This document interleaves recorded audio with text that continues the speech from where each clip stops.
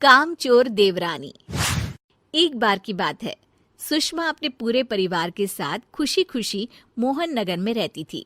उसकी 2 बहुएं थी, पल्लवी और शिवानी। एक दिन दोनों बहुएं रसोई में काम कर रही होती है कि तभी उनकी सास सुषमा उन्हें बुलाती है। अरे बहू, जरा इधर तो आना। शिवानी, जरा जाकर देखना सासू माँ क्या कह रही हैं। दीदी आप ही देख लो ना जाकर, आपको भी तो सुनाई दे रहा है। अरे मैं आटा गूंद रही हूँ ना, तुम चली जाओ। हाँ तो मैं भी तो सब्जी काट रही हूँ ना दीदी। अरे बहू जल्दी आओ। ओह, ये तो जाएगी नहीं। मैं ही जाकर देखती हूँ कि क्या करना है। पल्लवी सुषमा के कमरे में जाती है। जी मम्मी जी, क्या हुआ? शाम को घर पर कुछ मेहमान आने वाले हैं, तो तुम अच्छा सा खाना बना लेना बहू। ठीक है मम्मी जी, आप बता दीजिए क्या क्या बनाना है और कितने लोग आ रहे हैं। सुनील की मौसी जी और उनका पूरा परिवार आ रहा है। कुल मिलाकर 3 लोग और हमें मिलाकर हुए 9 लोग। तो अभी से ही तैयारी करना शुरू कर दो। और हाँ, घर की सफाई भी कर देना, हाँ अच्छे से। जी मम्मी जी, सब काम हो जाएगा, आप चिंता मत कीजिए। पल्लवी शिवानी को घर में मेहमान आने वाले हैं इसके बारे में बताती है। क्या 9 लोगों का खाना बनाना होगा, घर की सफाई करनी है? बाप रे, सासू माँ ने तो हमें घर की नौकरानी ही समझ कर रखा है। ऐसा नहीं बोलते शिवानी, हम इस घर की बहू हैं और घर के काम करना हमारा फर्ज है। दीदी तो है ही सासू माँ की चमची, जब देखो सासू माँ सासू माँ। मैं तो इतना सारा काम नहीं करने वाली।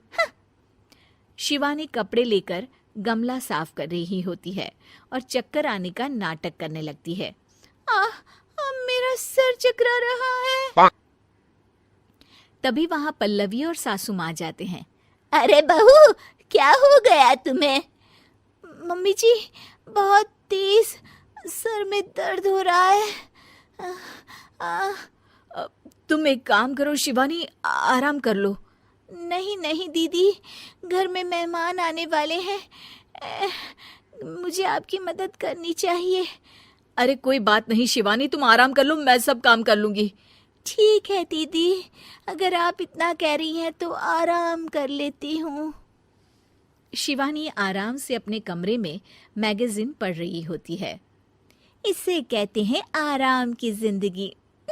इतना सारा काम। चलो सारा काम खत्म हो गया, शिवानी को देख आती हूँ। शिवानी अपने कमरे में ईयरफोन में गाने सुनते सुनते सो जाती है और उसके साइड में मैगजीन भी रखी होती है। पल्लवी वहां आ जाती है और वो सब देखती है। ओहो, तो मतलब सब काम चोरी का बहाना था। अभी बताती हूँ इसको। घर का सारा काम मुझे करना पड़ा और ये महारानी यहाँ मैगजीन पढ़ रही है, गाने सुन रही है। पल्लवी रसोई से एक प्लेट और चम्मच लेकर आती है और शिवानी को थाली बजाकर उठाने लगती है। शिवानी अचानक से उठती है। उठ गई महारानी, गाने भी सुन लिए, मैगजीन भी पढ़ ली। तुम तो बहुत बड़ी झूठी निकली शिवानी। तुमने सर दर्द का बहाना बनाया ताकि काम करने से बच सको। हाँ बनाया बहाना, तो क्या करती, इतने सारे काम करती। मुझे कोई शौक नहीं है चापलूसी का। क्या चापलूसी? तुम्हें लगता है कि मैं सारे काम चापलूसी के लिए कर रही हूँ? और नहीं तो क्या। तभी वहां सासू माँ आ जाती हैं। अरे बहू, वो लोग बस आने ही वाले हैं, तुम तैयारियां कर लो। जी सासू माँ, तुझे तो मैं बाद में देखती हूँ। सब खाना खाने बैठते हैं और खाना शुरू करते हैं। तभी सुनील की मौसी बोलती है। वाह भाई वाह, खाना तो बहुत ही अच्छा बना है सुषमा जी, एक एक चीज में क्या स्वाद है। ये सुनकर शिवानी मुंह बना लेती है। उसे अपनी जेठानी की इतनी तारीफ रास नहीं आती। आपकी बहुएं तो बहुत ही अच्छा खाना बनाती हैं। हाँ बनाती तो दोनों ही अच्छा है, पर आज ना ये सारा खाना बड़ी बहू ने बनाया है। छोटी बहू की तबीयत ठीक नहीं थी, सो इसलिए। मानना पड़ेगा सुषमा जी, आपकी बड़ी बहू तो बहुत ही गुणवान है। पल्लवी की तारीफ सुनकर शिवानी को जलन होती है। पल्लवी ये सुनकर खुश हो जाती है और शिवानी की तरफ देखकर उसे चिढ़ाती है। कुछ देर बाद मेहमानों के जाने का वक्त हो जाता है। मौसी जी सबके लिए उपहार लाई होती है। वो सबको शगुन के पैसे देती हैं और अंत में पल्लवी के पास आती है। तुम्हारे लिए शगुन का लिफाफा तो है ही, पर बहू तुम्हें एक और उपहार भी मिलेगा इतना अच्छा खाना बनाने के लिए। मौसी अपने सोने के कंगन निकालकर पल्लवी को पहना देती है। ये लो, ये मेरे मनपसंद कंगन है, अब से ये तुम्हारे हुए। धन्यवाद मौसी जी।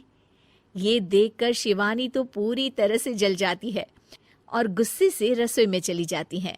तभी वहां पल्लवी आ जाती है और उसे अपने कंगन दिखाने लगती है। देवरानी जी, अब आपका सर दर्द ठीक तो है ना? मुझे लगता है कि अब सर दर्द शुरू हो गया होगा आपका।